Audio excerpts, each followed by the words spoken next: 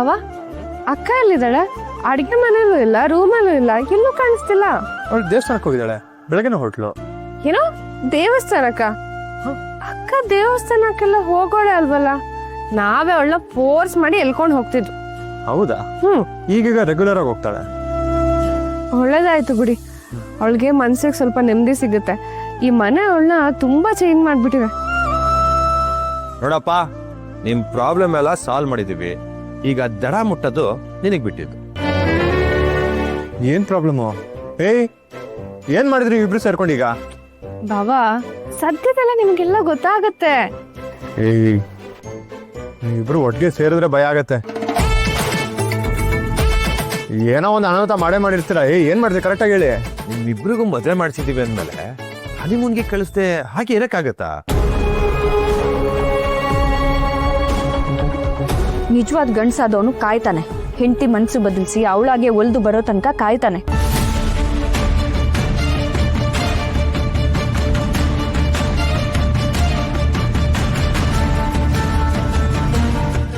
ಕೃಷ್ಣ, ಬೇಡ ಕಣೋ, ಇಬ್ರು ಏನೇನೋ ಮಾಡಕ್ ಹೋಗ್ಬೇಡಿ.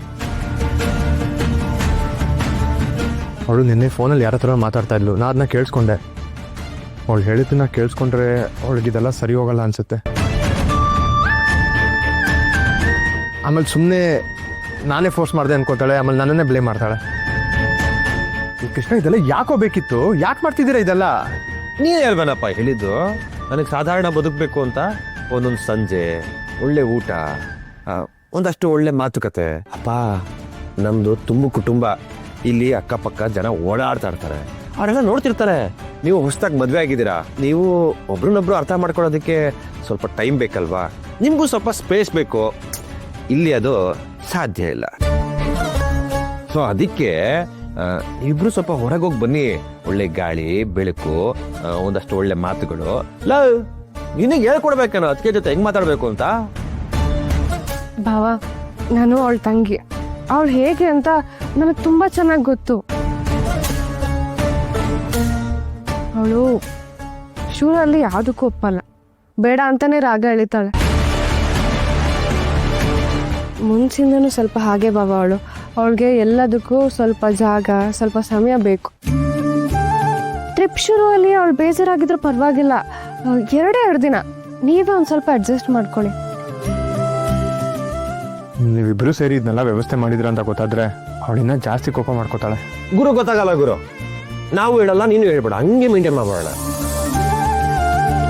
ಹೆಂಗಿದ್ರು ಅಪ್ಪ ತಾನೇ ಹೇಳಿರೋದು, ಅಪ್ಪನ ಆಸೆ, ಅವ್ರಿಗೆ ಟಿಕೆಟ್ ಕೊಟ್ಟಿದ್ದಾರೆ, ಅದನ್ನ ಹಂಗೆ ಮ್ಯಾನೇಜ್ ಮಾಡ್ಕೊಂಡು ಬಂದ್ಬೇಡ. ನಾವು ಹೇಳಲ್ಲ, ನೀನು ಹೇಳ್ಬೇಡ. ನಾವಿಬ್ಬರು ಹೊರಗೆ ಹೋದ್ರೆ ಇಲ್ಲಿ ಸಪ್ಲೈಯರ್ ಪೇಮೆಂಟ್ಸು ಮತ್ತು ಅವ್ರ ಜೊತೆ ಡೀಲ್ಸ್ ಎಲ್ಲ ತುಂಬ ಕಷ್ಟ ಆಗುತ್ತೆ ಅಪ್ಪ. ಅದೆಲ್ಲ ಗೊತ್ತಿರೋದು ನಾನೊಬ್ಬನಿಗೆ ಮಾತ್ರ. ಲೋ, ತೆಪ್ಪಕ್ಕೆ ಟಿಕೆಟ್ ಇಸ್ಕೊಳ್ಳೋ, ಏನೋ ಬಂದಿರೋದು ನಿನಗೆ ರೋಗ. ಅಣ್ಣ, ಸುಮ್ಮನೆ ಯಾಕೆ ಬಲವಂತ ಮಾಡ್ತೀಯಾ?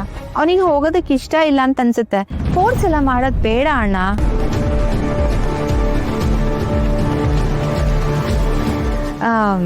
ಒಂದ್ ವೇಳೆ ವಿನಯ್ ಒಪ್ಕೊಂಡ್ರು ಕಲ್ಯಾಣಿ ನೀನು ಒಪ್ಕೊಳ್ಳಲ್ಲ ಅಲ್ವಾ?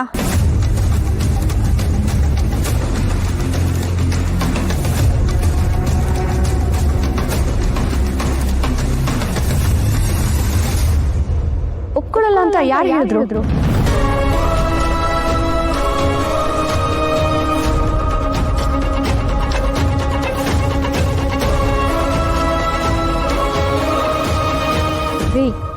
ಮಾವ ಅಷ್ಟು ಪ್ರೀತಿಯಿಂದ ಟಿಕೆಟ್ಸ್ ಕೊಡ್ತಿದ್ದಾರೆ, ಯಾಕೆ ಬೇಡ ಅಂತಿದ್ದೀರಾ? ತಗೊಳ್ಳಿ.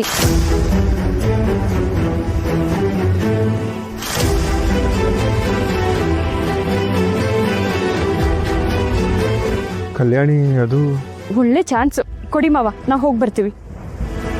ವೆರಿ ಗುಡ್ ಮಗಳೇ. ಜೀವನದಲ್ಲಿ ನಾವಿಡೋ ಸಣ್ಣ ಸಣ್ಣ ಹೆಜ್ಜೆಗಳು ಸಂಸಾರದ ಸಂಬಂಧಗಳನ್ನು ಗಟ್ಟಿಗೊಳಿಸುತ್ತೆ. ನೀವಿಬ್ಬರಲ್ಲಿ ಯಾರೋ ಒಬ್ರು ಅಂತ ಹೆಜ್ಜೆ ಇಡಬೇಕಾಗಿತ್ತು. Very good. ಹೋಗಿ ಇಬ್ಬರು ಟೈಮ್ ಸ್ಪೆಂಡ್ ಮಾಡಿ ಲೈಫ್ನ ಚೆನ್ನಾಗಿ ಎಂಜಾಯ್ ಮಾಡ್ಕೊಂಡು ಬನ್ನಿ. Good luck.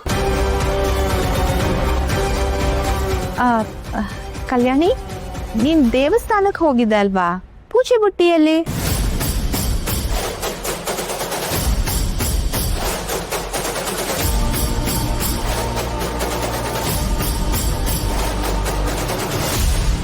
ಅದು ದೇವಸ್ಥಾನದಿಂದ ವಾಪಸ್ ಬರ್ತಾ ಅಲ್ಲಿ ಪ್ರಸಾದ ಕೇಳಿದ್ರು, ಪ್ರಸಾದ ಕೊಟ್ಬಿಟ್ಟು ಅಲ್ಲೇ ಮರ್ತ್ಬಿಟ್ಟು ಬಂದೆ. ಆಮೇಲೆ ಹೋಗಿ ತೊಗೊಂಬರ್ತೀನಿ.